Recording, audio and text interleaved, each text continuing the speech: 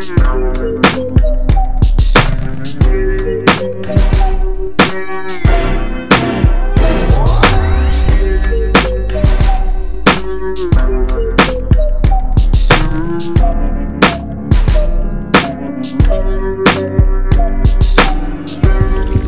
to the Rec Room Podcast. We back. This is episode 136. And the title of this episode is Only the Classics Part 2, right? Part 2. Part 2. We back. I'm your host. I go by E1. We got T Streets. We got Reek. And we got Trey Philando. You know, that's the rumor.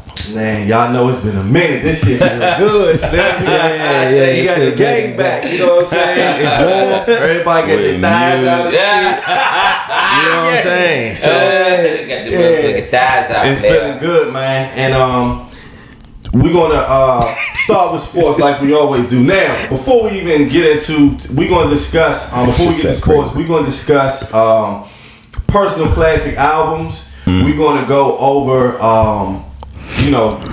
Complex put out, I think, a list. Top 50 West Coast rappers. Yeah. Exactly. And so the Game put out a list. And we just going to compare and contrast. We're only going to go over the top 10 because we got some other stuff to get into. But y'all know how we do. We usually start with sports, and that's what we're going to do this time. We got the NBA Finals. Bruh. Indeed. 3-3 tied. Indy and OKC. Got the game tonight, Sunday night for the championship. I told y'all at the beginning, Pacers in 7. You. I don't know if you said 7. I did. I think you did say 7. I'll put it up. I think that OKC. I think that they came in maybe a little bit over. What's the word? Like they were thinking overconfident. Yes. And I think that Indiana is very well coached, and Indiana is probably the most balanced freaking team, defensively and offensively. Rick Carlisle has always coached at a high level. He already has a championship. I think that their bench has been fantastic. Halliburton to me is he's just a regular piece, but they have their team is so balanced. Right? Yeah. No, because TJ McConnell has outplayed Halliburton in the last 2 series.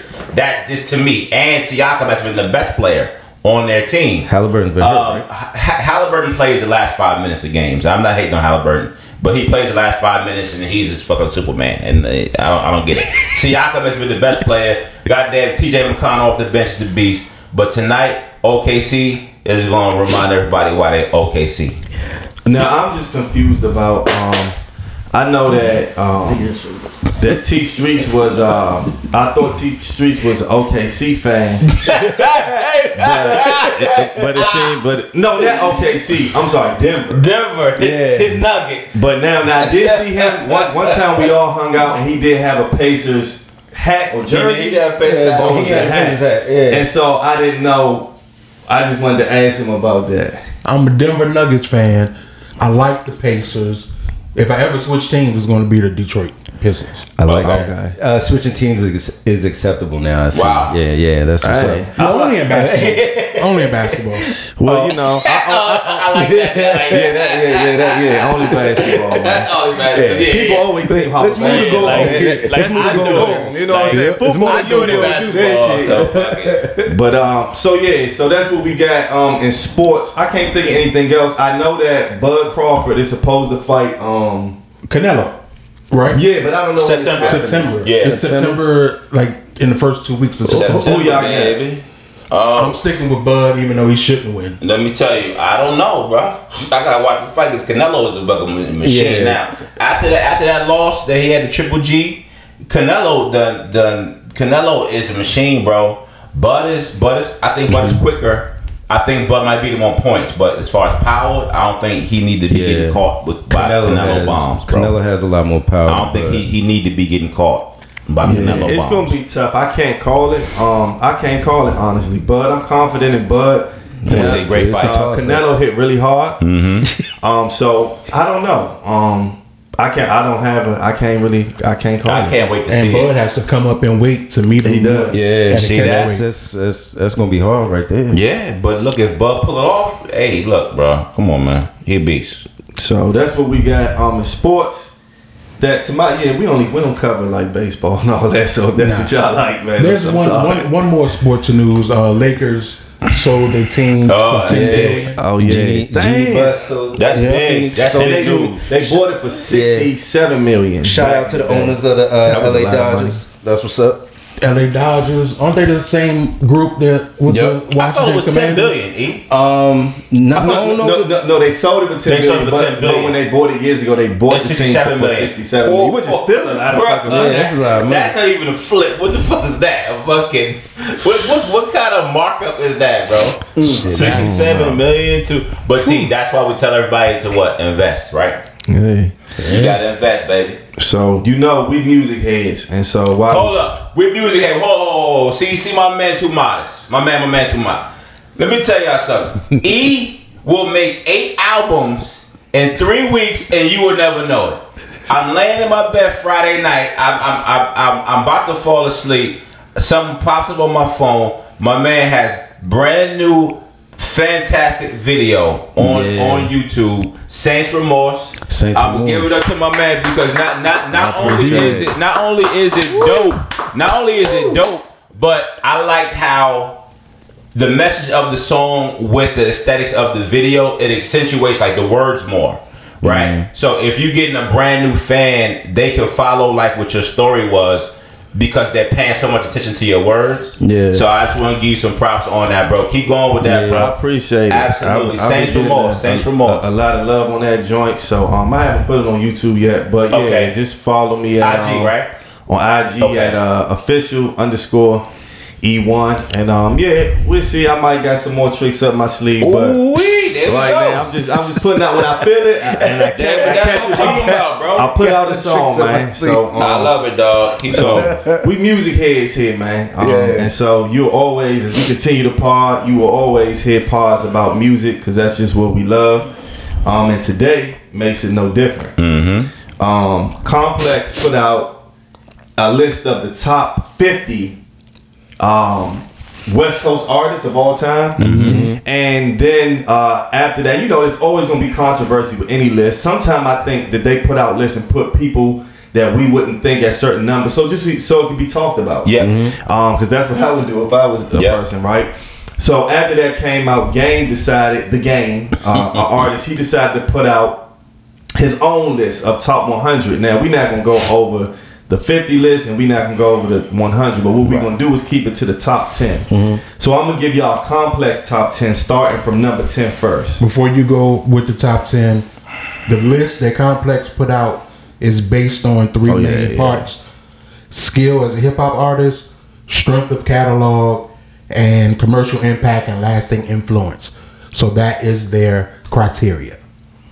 So with that being said, number 10, they have Nipsey Hussle. Number 9, they have Eazy-E. Not mad so far. Number 8, Be Real. And Be Real is from Cypress Hill. Cypress Hill. All right. Number 7, they have Ice-T. Yep.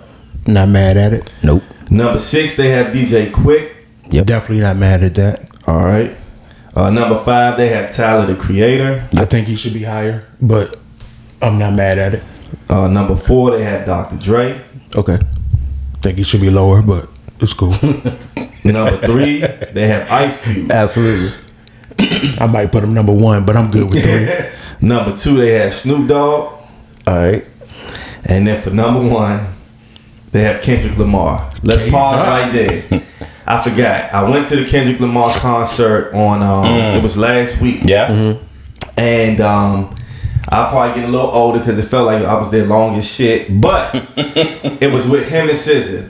It was a great concert. It really was. I didn't realize, sometimes when artists are doing music, you don't realize how many good songs they have or songs that they put out over the years. Kendrick has a rack of fucking songs. And I just didn't zone out to it like that. He did a lot from the album that was just put out, GNX, and then he did he did other songs too. Don't get me wrong, but it seemed like that was like at least at the beginning, right? Now I'm gonna be honest with you. Talking. SZA was looking so good. SZA, bro. I'm trying to tell y'all.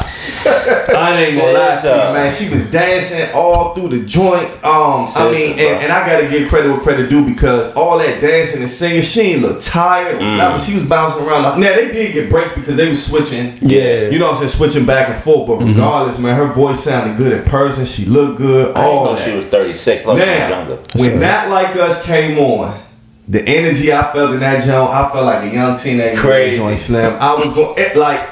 It's one thing to see it. I'm not even citing it. It's one thing to see people sing it, see it being performed. But when you're there, and you feel that energy. You feel it's different. But when he performed that joint, they wanted him to do it a second time. I never got that. I didn't even know that was gonna happen. When it came on, Slam, I was just out my seat. Rapping the whole joint, I've never seen. Hey man, that shit was crazy. It's one of the best songs ever, bro. Yeah. Crazy, dog. He performed it twice in Toronto, bruh. Twice. The energy, yeah, dog. It was like that. So it was a good concert. I don't want to take up too much time. Nah, I love that. I love that. I thought about it just because of us going through the list. Okay. So we went through complex list, and now we're gonna compare it with the game's top 10, right? So at number 10, the game has Exhibit. At number 9, he has Eazy-E. At number 8, he has Dr. Dre. Number 7, he has DJ Quick. Number 6, he has Corrupt. Number 5, he has himself. Number 4, he has Kendrick. Number 3, he has Ice Cube. Number 2, he has Snoop. And number 1, he has Pac. Was Pac a? So that's the dilemma. Yeah, I don't think he was on the complex list at all. He wasn't. He was not. I guess because he was born in Baltimore and spent time in New York. I'm assuming that's the reason that they didn't have him there. Now, complex list compared to the games list, which one is more what you guys would have picked? My shit a little different. Because the game added Tupac, I'll give the game more credence, and I do think the game should be in top 10. Absolutely, game should be in top 10. I think in complex list they had him at 11 or 12. Yeah, you would put Exhibit over Ice-T. Now I wouldn't put Exhibit in the top 10 at all. Yeah, I wouldn't. Yeah, no. Yeah, I don't know how he got there. I would. I'll go off games list before I went off a complex list, just because complex put Blueface on there at number 50. Blueface should never be on anybody's list. Problem, who's a West Coast rapper, should have been on that list of West Coast rappers. He's nowhere on that list, and I don't even know if he's on games list, but he should be there. He's on games list. If he's on games list, that's why I'm going with games list. But Blueface should be nowhere near a list of any top anything. Now, some of these artists, I'm gonna be honest, maybe because I'm not from the West Coast, so a lot of these, I know a lot of them, but a lot of these artists, I don't know much about their music, and I'm looking past top 10 in terms of me just reading the list. There's a lot of people that I really don't know. A lot of them I do, but a lot of them I don't. Top 10 hit. This list don't differentiate that much. Do you all feel like Corrupt deserves to be in it? I do. I don't. Top 10? I don't think it should be top 10. Nah. Top 25, but not top 10. Maybe even top 20, but not top 10. All right. They got based on the rules that they have, yeah, I agree. Now, I'm gonna ask y'all this real quick. If Nipsey Hussle hadn't passed away, would he be in the top 10 of these lists? He's on number 11 on games. Honestly, he's probably should be in the 20s. If he was alive. If he was alive? Because I think he'll be top 20.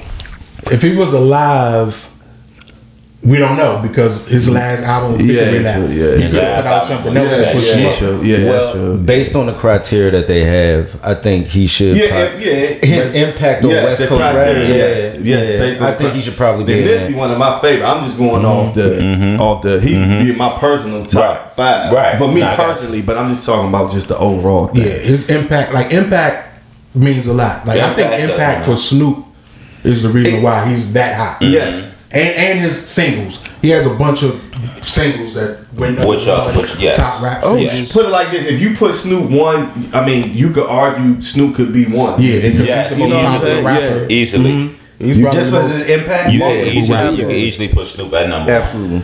I'm not mad at Kendrick being at number 1 on Complex or 2, 3 on Game or 4 on Game, something like that. I'll take him with Game. Put him.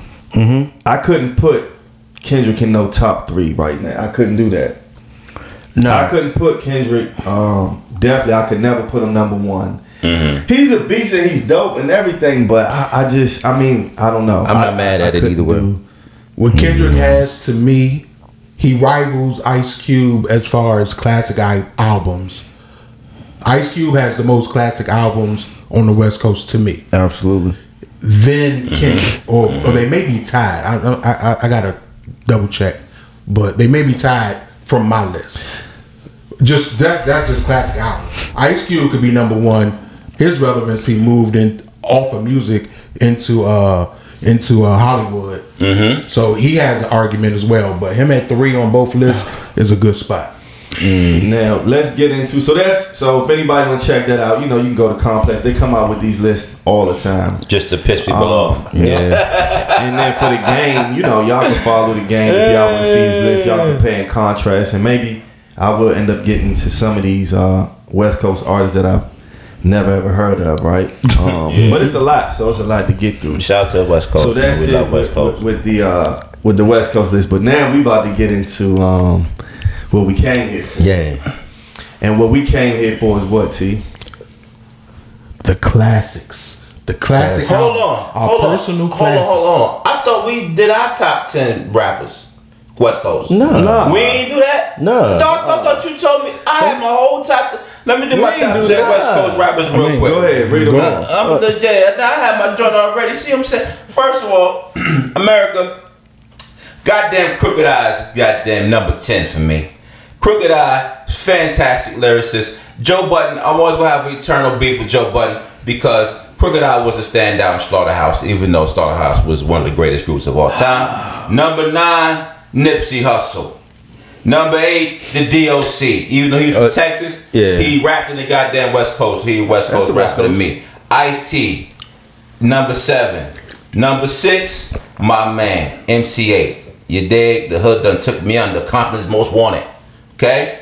Number 5, The Game. The Game is that nigga. I could argue that Game has the best 4 straight albums in a row that's better than anybody's on the West Coast. I could argue that. Also, number 4 is Snoop. Number 3, Kendrick. Tupac. Number 1, Cube. Best list. Hey, I like that number 1. My man. We're going to talk about that in a little bit. Let's do it. The Game. Sorry for the outburst. Nah, you good. So, T, go back before you was rudely interrupted. We talking about classic, our personal hip hop classic albums. Yeah. We did on episode 79. If you check it out on YouTube. That's volume 1 of this said topic. Now we're going into volume 2. So with that being said, we all compiled our top 3. Yeah.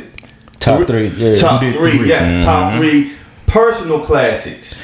And what we did was, of course, when we say personal classics, this has nothing to do with popularity. This has nothing to do with what the masses think. Right. This is what we feel that we personally think our own. And we're going to compare and contrast, and we're going to see if we think what somebody names is classic.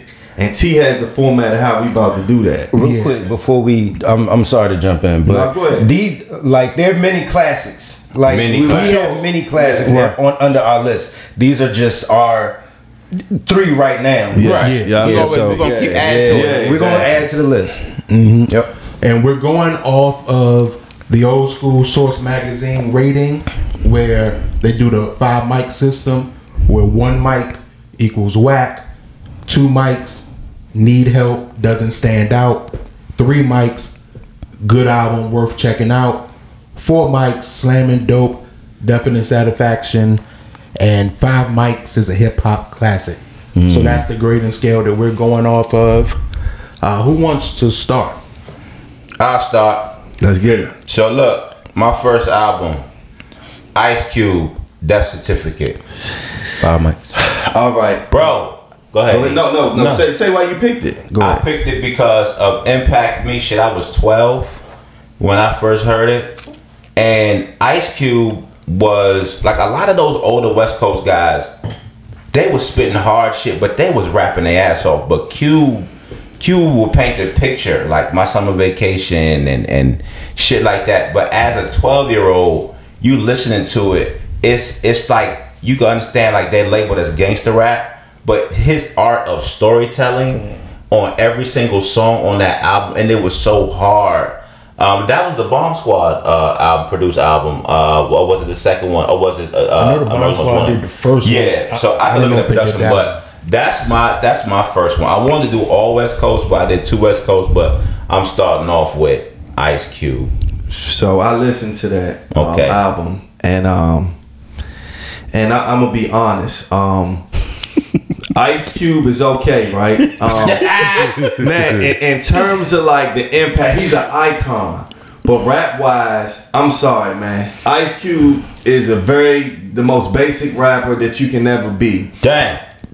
He has great content, but this album, Death Certificate, all the beats sound the same, which is okay. It sounds like an extension of Public Enemy. He could have had Public Enemy, and they could have just did a collaboration album together, because that's what it sounded like. Now, with that being said, he had a couple joints on here. What did I like? Steady Mobbin' is the beat, the Black flow, Korea. Black Korea. He had a few Nappy joints. Dugout. So this is what I'll say. In terms of classic, I'm not gonna take a long time. In terms of classic, what I look at as a classic is if I can hit play, and I give a skip or 2 on a classic. You can have a skip or 2, but with the Ice Cube jump, I had to skip too many songs. So this is what I'll say. I think that sometimes people it's about nostalgia And the time, and the time that it come out, and it makes you feel like a classic. But sometimes when you go back and listen, music wise, it's not like that. So my rating for Death Certificate is a 3 mics. Okay, so let me ask you this question, right? So let's say if you have 12 songs. No, listen. If you have 12 songs, right, on an album from 1988, right? Right. And you love 7 of them. That could be classic. It's still classic. Yeah. Motherfucking Colorblind with Cam. When I first heard Cam rap, Colorblind, No Vaseline. Bro, Cube killed it, bro. But I totally understand what you're saying. He had classic singles. On that album. Okay, I got you. Let me say this. True to the Game, all that. This album is a classic to me. One, it's not even about nostalgia, because I can still play this today all the way through. Wow. All the way through. All the way through. Its impact on music at the time was huge. But the storytelling, like you said, is the best. He could have a class on how to storytell with this CD, from the music to the skits, everything tied into the other, one into the other. You know what I'm saying? Yeah. So cohesive. That's what it's cohesive. And you see the West Coast, like you can visualize. Yeah, you can Steady visualize. Mobbin' is one of the best songs of all time. Every song on here is I can play it again, and I still play it from the time that I bought this album when I was a child until right now. This album is a classic. I shouldn't have been listening to this shit. Right. Go ahead, T. So you 5 mic it. 5 mic. Go ahead, Now, I will forever 5 mic this album. But I have to say, I'm listening to it today with 2025 ears. Yeah. And I agree with E. I did have to skip some songs that I didn't skip before. My rating today would be a 3.5. Okay. But it captures that moment of time, the social climate, especially out on the West Coast. For sure. Some of my favorite songs on there: "Steady Mobbin'," "Bird in the Hand," of course, "No Vaseline," one of the best tracks in the history of rap. So, with today's ears, it's a 3.5, but I would forever keep it a classic, because I remember growing up back then, listening to it back in 91. 91.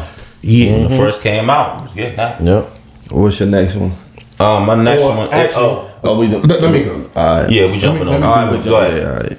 All right, my first one, I'm going to pick Beanie Siegel, the Becoming 2005 album. This album, it came out at a tumultuous time in Beanie Siegel's life. he was facing prison, and it was right. He was recording it right around the turmoil, right before Rockefeller broke up. It's a hardcore, gritty. I told y'all I love the piss in the hallway rap. It's introspective. He talks about his drug addiction. He talks about him being a Muslim, not following the practice. It's a very in-depth and his most complete album that he has put out to me. I rated 5 mics. Some of my favorite songs on there. Feel It in the Air. Come on now. Feel It in the Air. First verse is basically him telling you that he sees what's going on in the Rockefeller camp. Everything is changing. People's body language is changing. Not matching their smile. Not matching their handshake. Not matching their smile. That was a chilling song. I Can't Go On This Way. Come on, bro. Lord Have Mercy. 3 songs that I love off that The album. production. The production is First of all, amazing. to feel it in the air, from the heat of the night, dog. For you to rap over that, you know that has over 21 million views on it. It's like Beans, like he was so incredible, and I wanted to not like him with the Jadakiss stuff, but I'm like, yo, he is the best. He is the best. Let me just add to that. When I'm in the gym, right? When I'm in the gym, I be dancing my ass off to that's not the one with Beanie, but anyway, Tales of Hustle Part 2 in the gym. I listen to maybe like 200 times. That's one of my favorite hip hop songs. Period. Just the wordplay of it. Bring you flowers when you dead, but no soup while you sick. It's like hardcore Philly rap. It was just on the highest level on that album. What you think about the album? So you rate Mikey? 5 mics, easy. Interesting. So Easy. For me, Classic. when Beanie Siegel first came out, I didn't like Beanie Siegel. I couldn't get into. Well, you know what? I won't say that. This is back when videos are coming out and stuff, and when I first saw him and rapping, for some reason, his rap style just didn't connect with me. But as years went on, to me, I've learned that he's one of the top MCs to ever rap, in my opinion. Yeah. With that being said, He grew on you. What made him grow on you? well, I really think that I didn't give him a real listen. Okay. I think that I think that On the if first album. Yes, I was looking at videos and stuff. Yeah. But I think that if I had actually just sat down and listened, you know what I mean, then my mind would have changed automatically. I didn't listen to him until a few years later. Yeah, you know what I mean? But he's definitely a top MC, point blank, period. His style, how he raps, how he rhymes his words, the content, he's a beast. Yeah. I can't take nothing from him. Yeah. Now, in terms of the Becoming album, I think it's a good album. I love It's On. I listen to that and to me, honestly, He got Jay-Z. He got him. They got Jay-Z a lot. I mean, he really did. And that's just point blank, period. Yeah, like Jay-Z couldn't fuck with him on that. It's a lot of songs in that album that I like. He only had maybe like 2 or 3 skips. Yeah. And skip in the way of like I just wasn't in the mood to hear that song, Right. but not like skip in the way that the song was not good. yeah. You Right. know, sometimes you want to hear something different or whatever. So I will say I can give this one.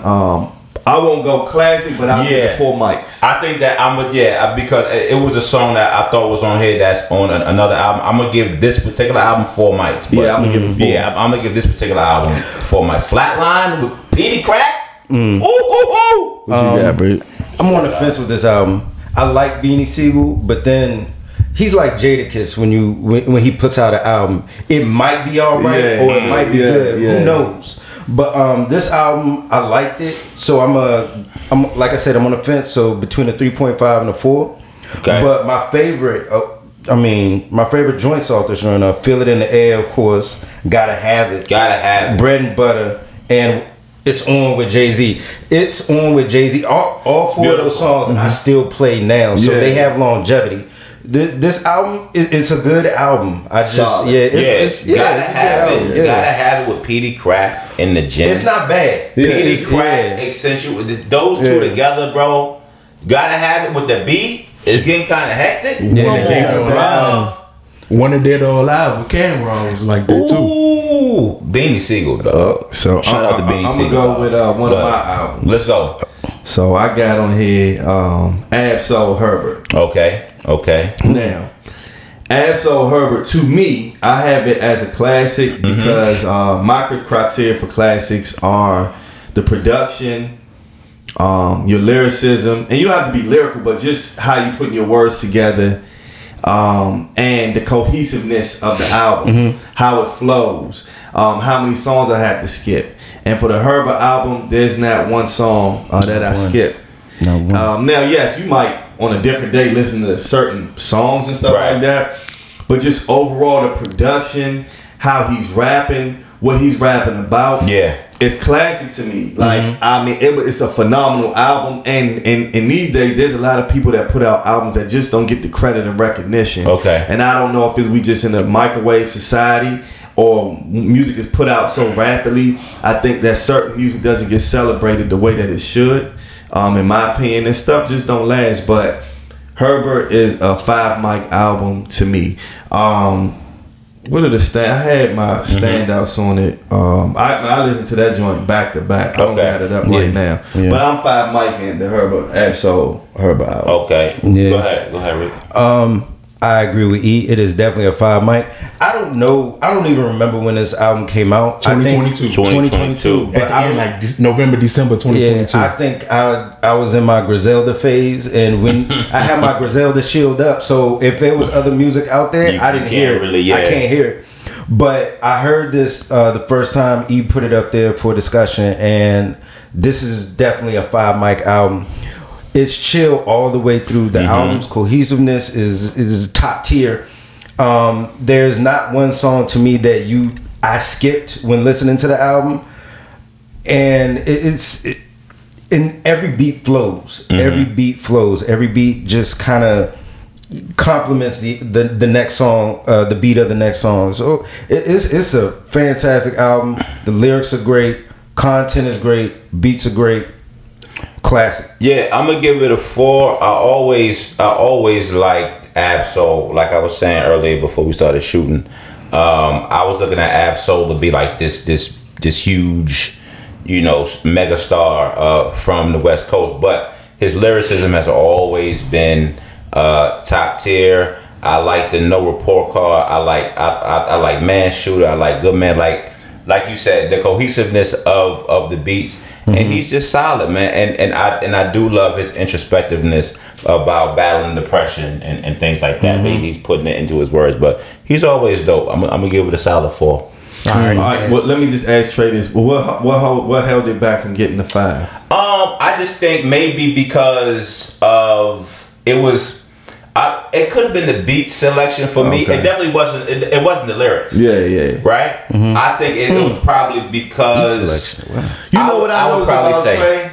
I think that no, I noticed Trey doesn't really like chill music. I do like chill.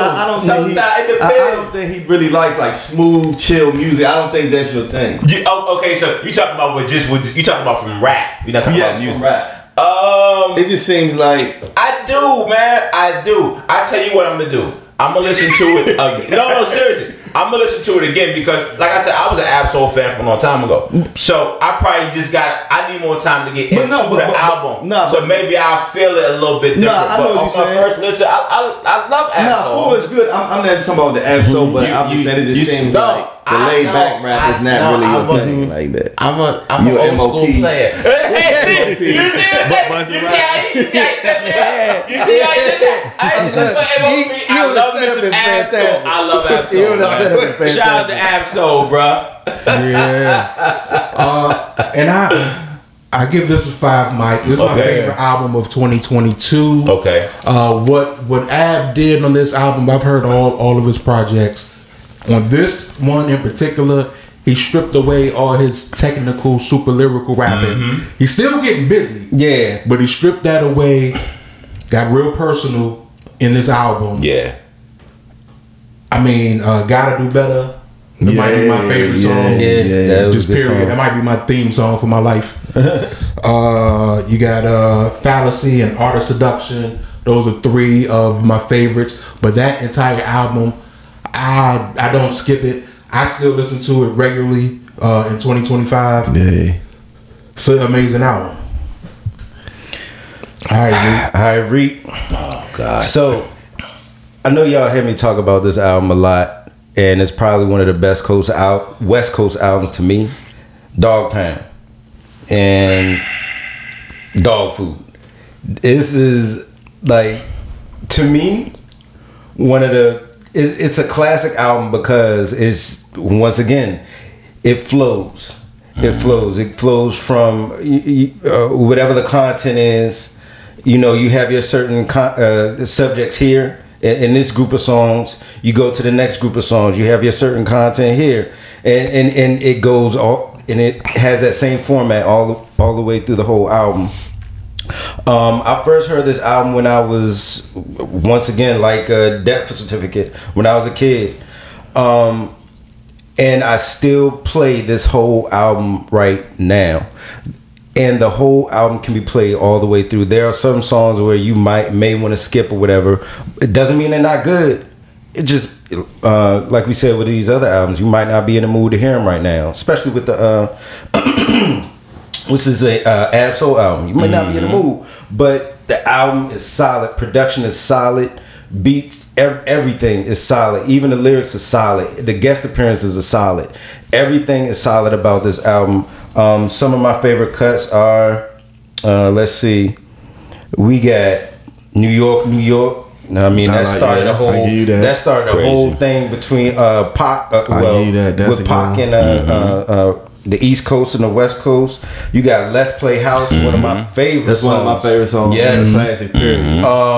I Don't Like to Dream About Getting Paid. One of my favorites. Some bomb ass young. Yeah. So, man, and like I said, the songs that I don't listen to, they're still good. Smooth. Big Pimpin' 2, which is a skit. I love that beat. It was the same beat that they used on, what was that? Above the Rim soundtrack. This album is official to me. 5 mics. All right. Dog Pound. It's a 1995 release. Yep. Dog Food, the album. I'll tell you the truth. Back in 95, so much music came out in 95. There was so much shit. I didn't really connect with this album back then. So I listened to this last week, and I'm like, hold on. Why didn't I like this album? It's a very good album. It's very good. Now, I'm rating it a 4. I'm going to give it a strong 4. Yeah. 4.25 if I really had to rank it. But it's a great album. I think I'm going to start listening to it more because I really slept on it back in 95, 96, back in high school. So, yeah, I'm going to give it a strong 4. My favorite songs, well, Reek said them, Let's Play House. New York, New York, bomb ass, yum yum. I like the Dog Pound Gangsta joint too. Yeah, Dog Pound Gangsta. I love me some goddamn Daz, bro. I love Daz, dog. I think Daz is so overrated. Not underrated. True. When we talking about like his style with his beats, his voice, the way he stays in certain pockets. Even the latest Dog Pound album, I listened to that shit. That shit was hard as hell. Yeah, that was pretty good. Yeah. So I'm gonna go with T. I'm gonna go with the 4. I know he said 4.25. This period when this came out, it was the hostility was like kind of building a little bit, so I didn't really check for Dog Pound, even though I liked them. Corrupt flowing on New York, New York was just it went crazy, bro. I remember the video. So this is a nostalgic album, but shout out to Dog Pound. I still listen to them to this day. I'm gonna get this album a 4. The Dog Pound. I've always loved the West Coast music. I remember one of my friends, Teron, said that he didn't like West Coast beats, and I was like, damn, I just couldn't grasp that. Yeah. Right? I love West Coast music. And Daz Dillinger is one of the best producers. Bruh. Him and Corrupt can rap like shit. just their style and how they do it. I know people are just different. Yeah. Let's Play House is a classic to me. The video too. It got made by Tiffy or what, I can't think of his name, and YG. They remade it, which was that was dope. You like a good video? A good video too for that joint. What else did I like on here? Now I'm not gonna lie with this one. It did have some skips, some skippers. It did. It's because sometimes with the West Coast music, depending on how it is, you really do have to be in the music to kind of hear it. Yeah. Now, if I played the album just in my ears, I would skip some of the songs. If I had it playing right now, I probably would skip those songs because we would be talking, vibing, and they wouldn't get a skip. But just my personal ear, some of them got skips. So because of that, I'm going to give the Dog Pound one. I'm going to give it a 3.7. Okay. 3.7. No, but that's a big point though. What you said though. No. It's how you listen to music. It's where you listen to music. For sure. Because you can be busy putting on something like, now you gotta hear this, but you might be busy with it playing, and then how you like it? Oh, now it was alright, but you really ain't get into this shit. That's why. But I love music so much, and I respect it. So I'm gonna listen to the Ab Soul joint more because I might change my opinion, but just that's out. Music, you have to sit with it for a minute. You gotta feel it. Like you gotta understand. Like just like how I fell in love with like Ari Lennox. I'm like, yo, she's really fucking good. That was random. I'm just saying it's how you sit down and you just listen to the music. Nah, for sure. Just listen to it, bro, and you feel it. It's gonna connect with you or it's not gonna connect with you. Who next? I think you gotta give us an album, Trey. Well, everybody did one. So let's go, Trey. All right. 1 second, player. All right, my next one is let's go with The Game documentary. Ooh. Are you ready? Are you ready? Okay. Now, The Game documentary is fucking the best album of a West Coast artist other than goddamn Snoop's first one, The Chronic, and the third is goddamn Game. It's fucking way better than Good Kid, Mad City. It's not even a fucking discussion. It blows away Good Kid, Mad City. If it wasn't for damn what's the name of Pimp a Butterfly, The Game's discography will be better than Kendrick Lamar's discography. The first 4 albums of The Game, people sleep on them. It could be argued now. Yeah, they sleep on Game because it's outside theatrics, whatever. Game is a lyrical monster, and people don't really talk about. Even when he jumped out there on what's my man from Philly, Meek, with that rap. So, that was good. Yeah. Game. When he went on G Unit, the 100 miles and running or whatever, that was phenomenal. Game's documentary is a 5 mic. If it was 6 mics, I give it 6 mics. That's how much of a classic. I sat on T's couch.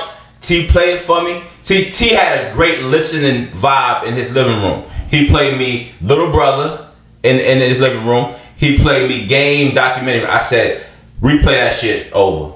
It's a classic. 5 mics. Should we move on? Everybody agrees 5. No. You out of your fucking mind, Reed. No. Go ahead, Reed. I have a love-hate relationship with The Game, and I don't. This album, it was a good album. It was a solid album. I'll give it 4 mics. 4 is good. 4. Wow. So lyrically, Game is not. Just like you said, Ice Cube sounds basic when he raps. Game sounds basic to me when he raps, and wow. I'm not there yet. So you really want to give it a 3? It sounds like. You really don't want to give it nothing. Nah, it was a good album. There are cuts on this album. Well, 3 means solid. So if you say 4, okay.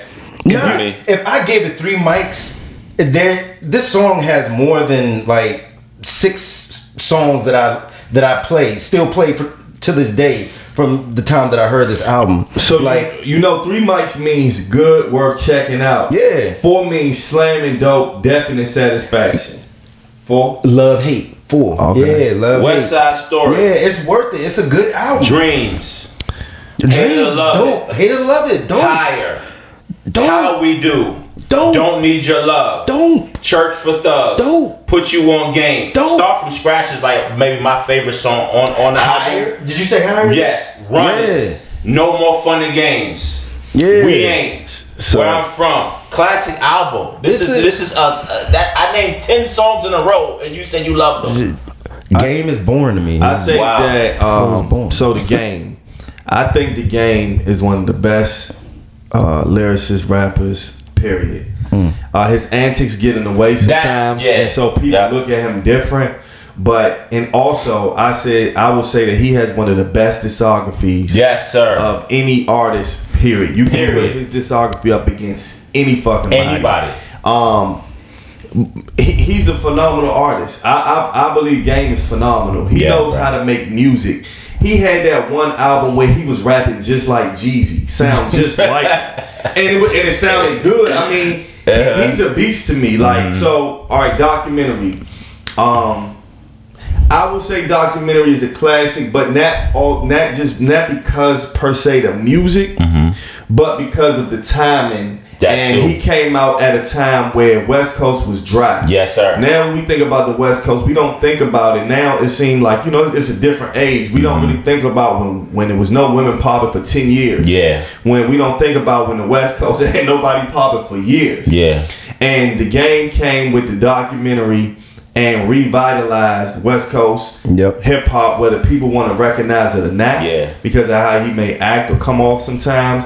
But he did that, and so for that reason, beyond the music, I will give it 5 mics. Absolutely. Okay, I agree with E's reasoning. How the Game is kind of slept on because of his antics. But I'm listening to this with 2025 ears. This came out in what year was that? 2007. 2005. In 05, I thought this was a great album. I didn't think it was a classic then. So I definitely don't think it's a classic now. In fact, it has gotten worse to me. Shit. It sounds dated. All of the what's the Game is famous for the name drops. The name drops. That shit got sickening. It's a bunch of name drops. I forgot about that. I mean, but that's so what? It got sickening That listening shit to this album. Now, a lot of his popular songs, the singles that went crazy on the charts, I don't like them today. Or at least in the setting of me just sitting at home listening to this album, I skip all of those songs. God damn. I do not like this album anymore. Oh, God.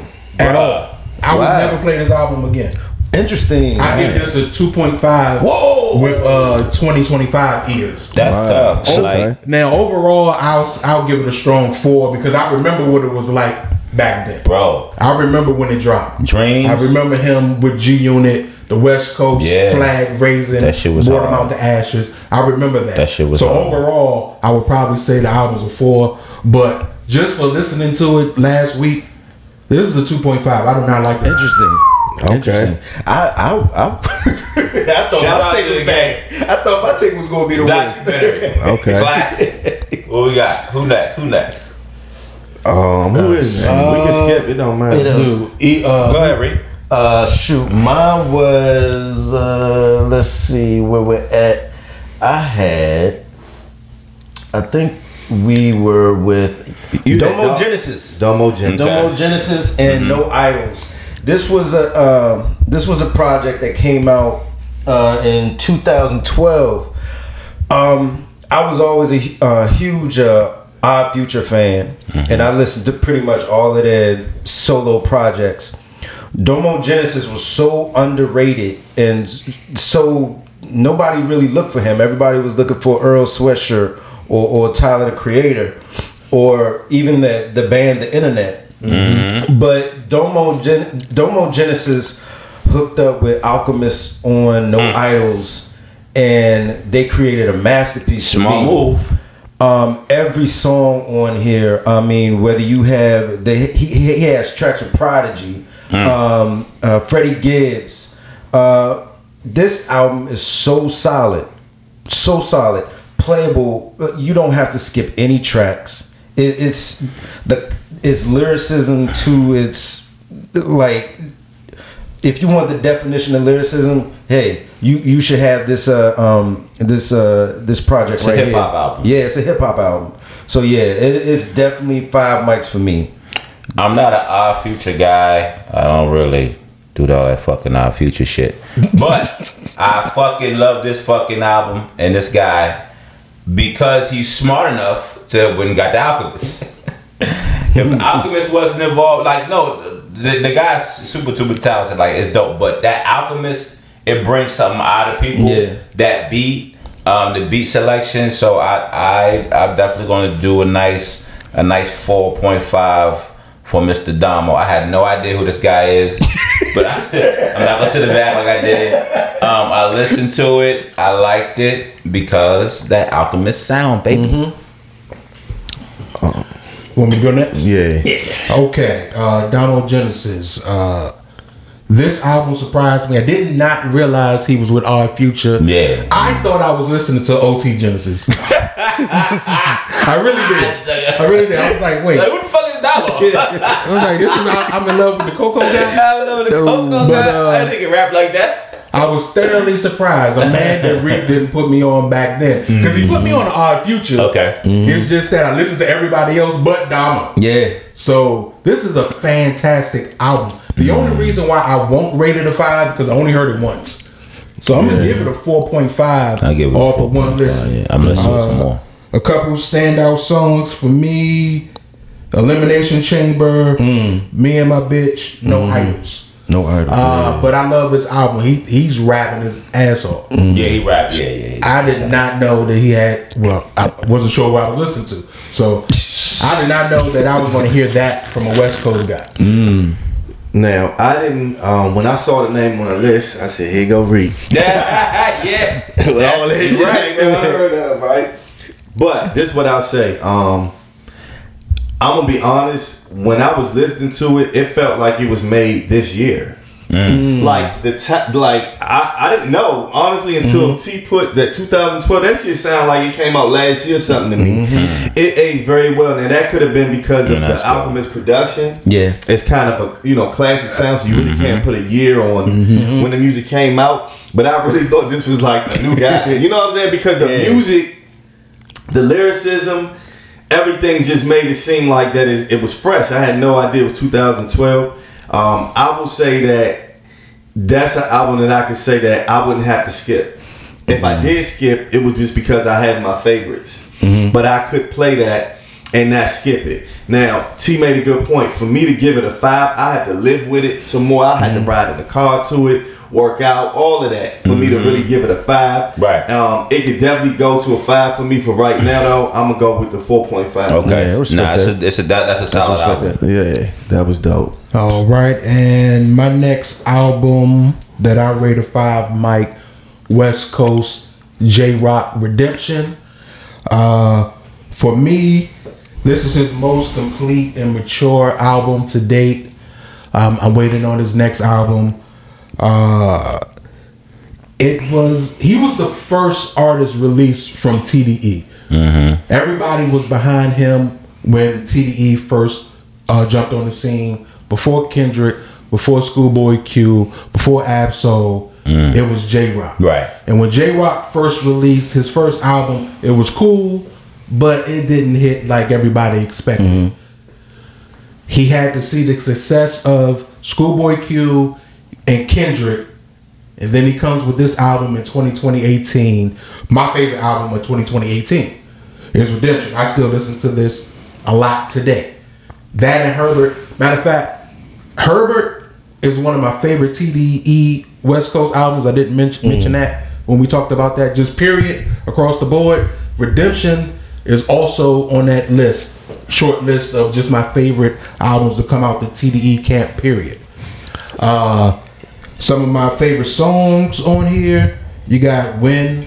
Yeah. You have Knock It Off, Troopers, and the title track Redemption.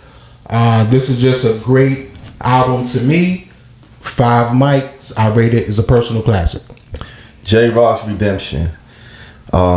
This is one of the most listened CDs that I bought that I could think of. Honestly, I actually remember it so well because I purchased it. This is when I was confused on just streaming or purchasing the music. So I actually purchased this, so it's actually on my phone. I listened to this album probably more than a lot of albums that I can think of. I like every song on it. My standouts are Knock It Off, Rotation. I like Knock It Off. Troopers. I like every song on here. What's the? I can't think of the jump with SZA. My goodness, man. This is for me. My personal, when T put that, I said, "Damn, that's a joint that I would have listened." Yeah, that it's a total 5 mic joint for me. And if you compare it to his other albums, he really showed growth on this album. With the production, with his lyrics, like you could tell that he went in the studio and was like, "All right, I need to do it a little bit different." And he did it. Whatever he set his mind to make it be different and cohesive, where it's listenable. Anybody could enjoy it. To me, his lyricism, what he's rapping about. Them TDE dudes are talented. Hell shit. yeah. Yes, sir. Him, Schoolboy Q, Kendrick, Absol, they're before the most talented people. And the reason I'm going to say that they talented, they're different. Yeah, they don't sound like nobody. They don't sound like each other. They do their own fucking thing and they crank. Yeah. I'm going to give this 5 mics. I'll give it 4. This is my first. I never really gave this album a good listen to, and I need to vibe out to it a little bit more. Like off the first listen, there was some skippable songs, but Win was always my favorite track. Win hard. Win goes. Be in the gym. Yeah. But there were some other tracks on here that I don't think I was in the mood for, so I had to skip those. But I definitely give this joint a 4 mic. I agree with Rick. I'm gonna give it a 4 mic. I like J-Rock. I don't like J-Rock as much as I like Absol. But I think that this is a solid album. I'm gonna give it a 4, but I'm also gonna give it some more listening time too. Yeah, so I can try to vibe out to it a little bit more. I'm gonna give it a 4. All right, I'm gonna go again. So I got Rick Ross. Yeah, man. That's a classic to me. Don't do that, T. That's a classic. Y'all know Rick Ross is one of my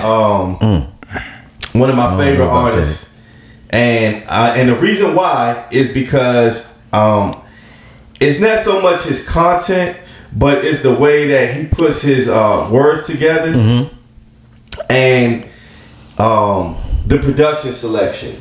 A lot of this album had Justice League. And Justice League are one of my favorite producers because they use a lot of live instrumentation, and that's what I like. So they use a lot of real basses and the boards and the drums and everything like that. I love this album. My standouts are Maybach 2, Maybach Music 2, Magnificent, Yacht Club, Usual Suspects. Yacht Club. What else? There's only like 1 or 2 songs that I don't like on this. The sound of this, when Rick Ross did this album, he went into like the grown man zone. Yes. So this is where Rick Ross went from. I can't remember the album before that. I don't know if it was Triller. I think it was but Triller. this is when he went from where he had like Miami-based music a little bit. Not Miami based, but I can't explain the sound, but it was just a little bit of a different sound. And this is when he got into his grown man bag. And when he started using music in his joints, that joint with John Legend, oh my magnificent, oh my fucking dog. Yeah, man. So look, that shit crazy. Dog, nobody hit that grown man shit like Rick Ross now. Go ahead, Rick. For me, either 3 or 3.5 mics for this joint. I agree with you. Look. I agree with you. The way he puts his raps together, his lyrics, on point.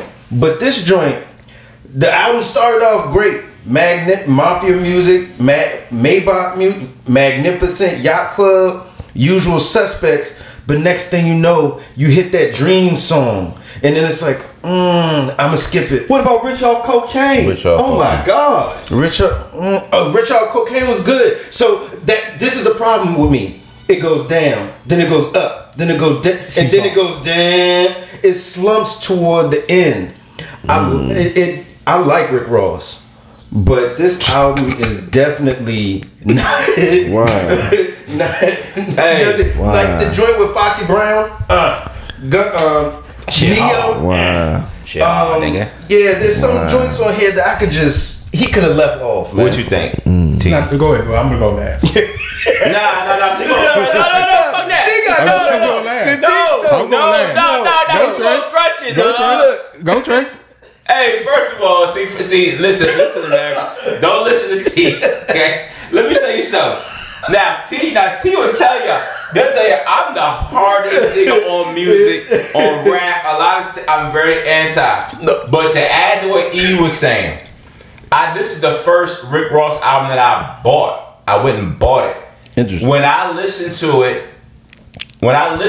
it, he took me into Miami drug dealer nightlife. Right? No. When I listened to it, I saw it. So he took me into that world on that motherfucking my playlist, Mafia music, Maybach music too. Like the instrumentation with the motherfuckers. Yes, bro. When they start playing my favorite one is 3 with T.I. Yeah, that's a good one. But Maybach music too. It's like you see what they're trying to do to you, right? And his flow with it, I'm like, okay, cool. He a fat fly nigga. I'm a fat fly nigga. I'm not a drug dealer, but we can relate on different things. So Yacht Club, where he had the Jamaican nigga on there, Yacht Club was rocking. Usual Suspects with Nas. I mean, Rich Off Cocaine was hard because I felt where he was trying to go. Okay, cool. He's a character. He's created this for me, right? Mm-hmm. Laid Back, The Murder Mommy, Gunplay. All these were like fill-in songs for the middle, but they were dope. Yeah, I hear what Boss Lady, I'm getting face. You feel what you feel? Now Valley of Death. And then when he went in Cold Blood, the Valley of Death was when he did 50 for the first time. Cold Blood finished that joint off beautifully on the album. Yes. I felt Rick Ross was trying to do. It's a classic album. I'm gonna give it 5 because that's my man Rose Santorini Grease. Yes. No, because this. I understand what he was trying to do. He wasn't trying to be this. He was just him. It's that justice. He gave you the vibe on there. Then he went to Santorini Grease. Let me ask you this: Rather You Than Me. Do y'all think this is a better album? Yes. Hell yeah! Rather You Than Me. That's you don't even remember that. Dice Pineapple. Nah, that's God Forgives. I don't. No. Rather You Than Me. No, that's no. Right. Nah. No. Yeah. Rather You Than Me and Santorini Grease. Right. But the other one is his best album. His best album is God Forgives. That's out of here. But Santorini Grease. Santorini Grease is one of the greatest songs ever. One of the greatest beats. I like that. One of the greatest songs. I like that album better than this album. I like Look at Me. Look at Me. But that joint. Come on, man. Rose that nigga, T. Go ahead, T. Okay, Rick Ross. Now these guys. See what I'm saying? I'm about to leave. This ain't about to destroy everything we just said. Everything we just did. You want to crush it. Look at him. Go ahead, brother. Shut up. Go ahead. They know that I'm not a Rick Ross fan at all. I think he's one of the top 5 most basic rappers ever. Now. Okay. 2024, I started to like Ross because I didn't realize he was petty. I'm petty. He's petty. Nigga super petty. I like him, man. Nigga super petty. So, I'm listening to this album last week. I listened to it twice. Okay. The reason being is the first time I listened to it, I was doing shit, cleaning up, doing shit in the room. Mm-hmm. And the shit sounded great. I was like, hold on. What? I don't like Rick Ross. What the fuck is going on? Rose, that so, you know, first listen, I would have gave this a 4.5. Mm-hmm. But I went back because I had to lock in there. I said, now I got to listen to what he's saying. I went back, listened to it, and in Rick Ross fashion, to me, it was underwhelming. He's a movie. But he's a movie. Yeah. I will give this album a 3.5. Okay. I think it's worth checking out. A little better than worth checking out. Not at the 4 level, but 3.5. I can understand when you say because Rick Ross will like just rap like he never gets like personal or he never gets like into the meat of stuff. He talks from a outside perspective. So I can understand you not resonating with that because you right sometimes, and then he started doing it so much that he turned me off with as of late with certain songs because it's just like, damn, at some point you gotta say some real shit or say something that'll grab a motherfucker. You know what I mean? But hey, his style is style. But I get what you mean. But I did love the joint with him and Meek though. I did like that album. Had some joints. I like the whole album. But that's the point where I'm gonna be honest. It had some good joints, but that's the point where I felt like, all right, I'm tired of same shit. Yes, I'm tired of his lyricism. I want you to just say a little more. You know what I'm saying? He speaks really broad. You know what I'm saying? When people rap, you'll know Beanie Siegel might got a sick sister, a sick mother, or a daughter. You don't know none of that shit about Rick Ross because he keeps it such. You know, and it's cool, but formulaic. But some people be like, but some people just go to him for that. True. So it just depends on what you're trying to hear. Like me, like I really like only fat nigga jogging on the beach. Like that shit be hard as fuck. Y'all fat nigga jogging on the beach. Like the nigga's confident, he's fly. For sure. So I don't go to him for certain things. I might go to Beanie for. So that's all it is. I can't feel him. He never, like you said, he never gets personal. So I can't agree. Fuck am I doing on Santorini? I'm not, bro. He was giving you the vibe. He got the old Italian lady next to him. He got the shirt open. The beat. You got the view. That's what Rick Ross. Rick Ross is view. He's a vibe. He's a. We don't give a fuck. I don't mind that, but what the fuck? Cause that's me. I'm that. I got my shirt open. I take my shirt off right now. But I'm just a fly nigga, and that'll be me if I rap. Then I be like, did I rap like Styles P? Then I want to rap like Styles. Meek has put out joints that I feel. Beanie Siegel has put out joints, bro. He can paint a picture and like I'm like, God, you right? You're absolutely correct. But Rick Ross has not done that for me. I got you. But Trey, Santorini, Greece. If you take his vocals off, it's an even better song. No, it's not. No, it's not. You want to know why it's not? I heard the Lox freestyle over that, and I can't even get through it.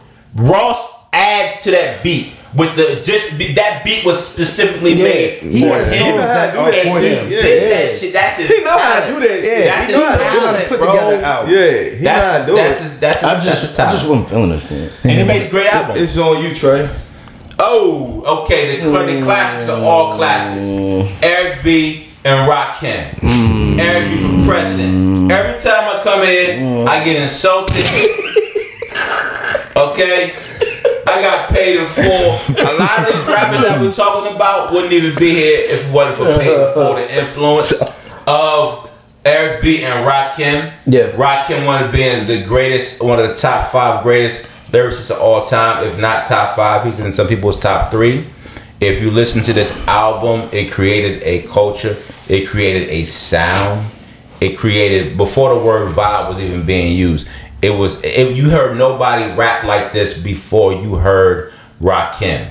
Before you seen the aesthetics with the dookie chains, with the cars, with the flow. The man didn't even curse. He didn't even curse. No. He laid it down.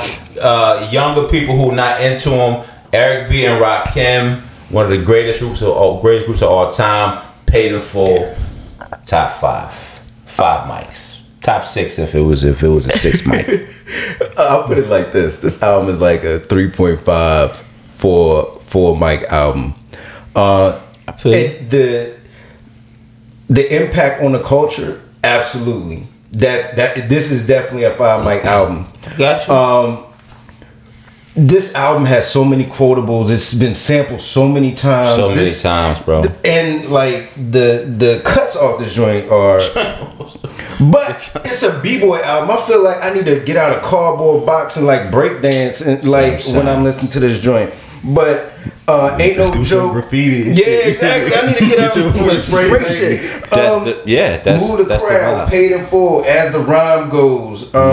You know I got soul. This album has so many. It has so many cuts on here. But like there's parts on here where it's not no rapping. It's just instrumentals, and it's like. Like, what am I going to do with this? I don't want to listen to this song. Right, but it was not so. But all that was brand new. It was nothing before that that sounded like that. And then they only built like people built off of that. And like that was a foundational album. And it's hard for me to go back in time and listen to it with that same mind state that you would have to listen to with this album. That's what I was going to say. I think it's a in terms of impact, definitely at the top. There are standout songs. There are classic songs on here. Paid in Full itself is a classic. Now, I think that going that far back, it'll be hard with our ears. Of course, because that's 87. It would be hard for aesthetically in terms of the music and stuff. It would be hard for any album to be 5 months to me, right? But in terms of impact, but when I'm listening to him rap, even though he was the first back then, it sounds so basic. If you listen to it with the ears of now, not all the songs though, like not all of them, but then they got songs on here where it sound like he rapping like outside or some shit, like you know, like I don't know if he's at a concert or I can't tell. Like some of the vocals seem like he's at a concert or something.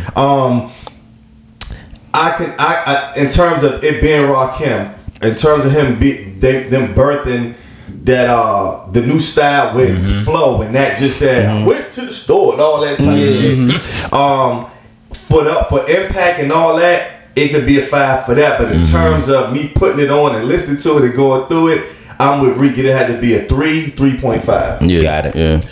This album did not age well. What hurts this album? What hurts this album is Eric B. Eric B hurts this album. Those songs where it's just him DJing and scratching. Them beats are horrific. Those are some of the worst beats ever. Now back then, it might have been fine. Exactly. You know what I'm saying? But today, that shit is trash. Pure trash. It hurts the album. Can't do that. It hurts the album. I see what I'm saying. I'm sorry, Eric B. I'm sorry, Eric B. My bad. My bad. It hurts the album. Hey, listen to that's a real good clip. That's the first. See, like, we got him. We got him. Hey, listen. This is 2025 years. Edit me, don't even show me the motherfucking shit. Like, I'm man, like, this is me listening to it in 2025 with 2025 years. Eric B. Rakim. The nostalgia did not snatch me up. Okay. I got it. Even some of the songs I didn't like that I used to like back then. Right. But of course, the standout tracks, I Ain't No Joe, Know You Got Soul, Paid in Full, Eric B. for President, standout tracks. This is still an album worth listening to. It's one of those foundational blocks in hip hop. So I'll give it a 3 listening with 2025 ears. But Eric B. really hurt this project. Oh wow! In 2025 years. Shout out to Eric B. and Rakim, one of the forefathers of this thing of ours. So everybody told about 2 albums. Everybody's done 2. Trey done. I did 3. Trey did. Oh, you did all 3? So we on the 3rd. Yeah, we on the 3rd. Yep. So who want to go? I'll go. Go ahead. My Dre is Freddie Gibbs, Alfredo. This wow. I see the nose already. But look, this album right here, I think it was nominated for a Grammy 1. I believe so. Yeah, I think it was this one. It was 2. I've heard Freddie Gibbs before on other mixtapes, but this one right here, you got everybody coming through. The cameos on this joint, from Conway to Benny, to other folks. This album is fantastic. The one Alchemist, he brings out, like Trey said, he brings out the animal, and like Freddie Gibbs, he just, you could tell like he was jumping on tracks with just like a lion, like roaring on joints. So to me, since I heard this album, I still listen to the songs. All the songs are in heavy rotation. So this one is a classic to me. 5 mics. All right. Now, for this album, at the end of the Volume 1 episode 79, is out on YouTube at the Rec Room Podcast. Follow us, listen to everything, watch everything. But at the end of that episode, I mentioned that this is one of the albums that could possibly get a classic rating for me. I just needed some more time to sit with it. Listening to it last week, it's still a great album. I won't give it classic status. I'll give it a strong 4. But some of my standout tracks Scotty Beam. Yeah, Scotty Beam. Something to rap about. Babies and fools. But it's a great album, worth listening to. Very solid. Solid. Just last week, maybe it was just how I was feeling last week. I'll give it a 4. But it's a very good album. One of my favorites from him. Yo, y'all turned me on to Freddie Gibbs. I really got into Freddie Gibbs. I'm gonna get that in a second.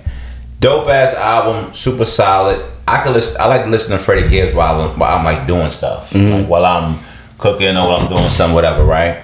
But that motherfucking Fetty, that's classic to me. This one, the one where he got with what's my man, the Currency, and that Fetty album.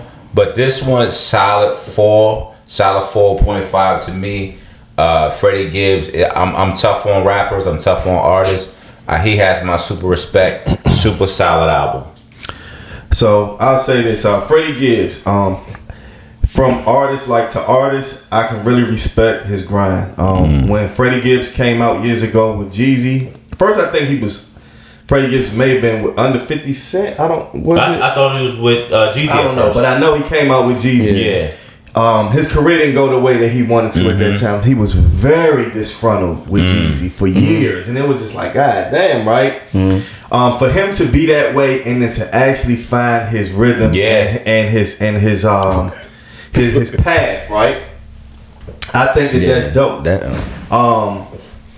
I think that's dope that he found his lane. Yeah. He ended up gaining a super large fan base. And so that album to me was a culmination of the work that he had put in. Yeah.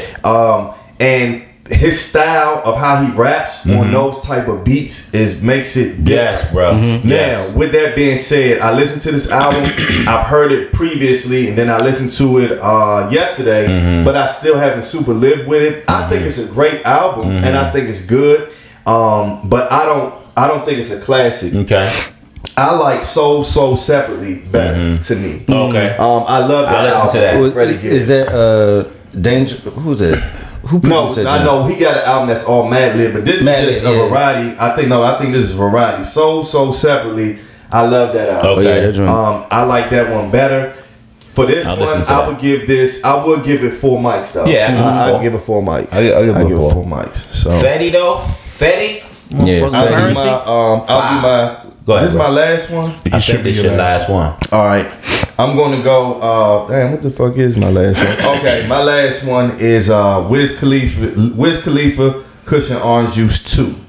Now, sometimes we feel like when it comes to classics and stuff like that, an album has to be out a certain amount of time for it to, but I listen to this album so fucking much, it's already, I give it, to me, it's a classic. Okay. I say that because when you have an album, when you have something like Cushion Orange Juice 1 is like a classic to people. That's something that people always remember. When you usually come out with sequels or something, whether it be in movies, whatever, it's never as good for the most part. To me, this album is just as good or better than Cushion Orange Juice 1. Everything is playable. The music, his features. I don't even listen to OT Genesis. OT Genesis cranked on the song that he had him on. I don't even like La Russell like that. La Russell cranked the joint that he was on. He uses the way he uses features, how they came into his world. He had his man Cardo on the beat who do a lot of Larry June, but I think it started with Wiz anyway. The production is stellar. The lyricism, Wiz is a vibe. I'm not listening to him. I'm not listening to him to hear him say the most wild shit. You know what I'm saying? I'm listening for a vibe, and he gave me that vibe. Yeah. I don't think there's no skips. Like the best for me, vibe. I'm gonna give him a classic on that 5 mic for me. He probably one of the most vibe dudes like ever. Like that lane that he's been in. Yeah. It's like you can't say he's whack. Like it doesn't matter. Like that lane. Like you said, his fandom. He's him. He's a little Snoop, but he reminded me of Snoop. He did albums with Snoop. He's a vibe. He's dope. I mean, you gotta give Wiz his props. This I give 4 mics. I really don't vibe with Wiz Khalifa too much, but he's in his pocket on this. The beats, everything he's in his pocket. Are like for him. Yeah. Everything is for him on this joint. So it's definitely a And you listen. like cushion on orange juice. You do that. You do that. Drugs and stuff, right? You good with that. You should be right there. So yeah. Say Why 4. you throw me? Yeah, I get this joint 4 mics. Interrupted me. Sorry. Send this dude a timeout. Sorry. But this joint, it's a solid album. Super vibe. Yeah, it's a vibe. And like I said, he's in his pocket, you know, with these beats. And this is when I like Wiz Khalifa the most. Cushion Orange Juice, the first one was good. He's released some joints that I wasn't feeling too much, but he's in his pocket with this. So 4 mics. This is my favorite Wiz album since Cushion Orange Juice 1. Just a vibe, like y'all said. It's very chill. You can throw it on and just let it play. Similar to like artists like Larry June, where you can just throw them on and let them play. Those are like niche artists. Yeah. You know what I mean? Like Ross, Wiz, Larry June. Yeah, he tried to throw Ross in that joint. No, Ross is cool. Ross, Larry, and Wiz. Go ahead, T. But I'll give it a 4. I don't think it's as great as Volume 1 or Part 1, Cushion Orange Juice. But I give it a strong 4.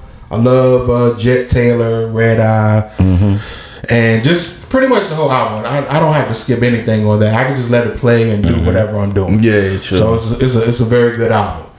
Shout out to Wiz. Shout out to Wiz. Come on the show, man.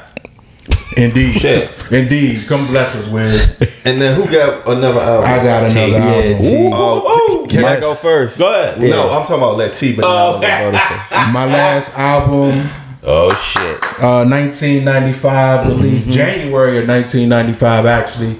The Roots, Do You Want More album. It's a classic album to me. To the world. This album, what can I say about this album? This album, it feels like a live jazz session. The whole filtered album. through the hip hop lens. Yeah. The instrumentation used on this album, live band for the most part, or at least it sounded like they were doing a live show throughout this whole album. It takes me back to 10th grade, like I say. Just a personal story. Lana, if you're out there, this album reminds me of you. If you're out there, shout out to you. That's hip hop. I am sorry. In 10th grade, I wasn't emotionally mature enough to write you back when you moved to Tennessee. And then when you came back the following summer, I was out in these streets popping. So when you knocked on my door, I was leaving out every time. I should have stayed and chilled with you. I should have. But I didn't. I wasn't mature enough at the time. But this album brings back to Lana. Shout out there. I hope you're living life well. Lana's like 58 now. I'm like, who? Nigga, I'm not 58. Oh, was she 58? No, some of the standout songs, Proceed, Distortion to Static, Silent Treatment. Come on, bro. Lazy Afternoon. Come on, bro. Just a phenomenal album to me. My favorite Roots album. What you guys think?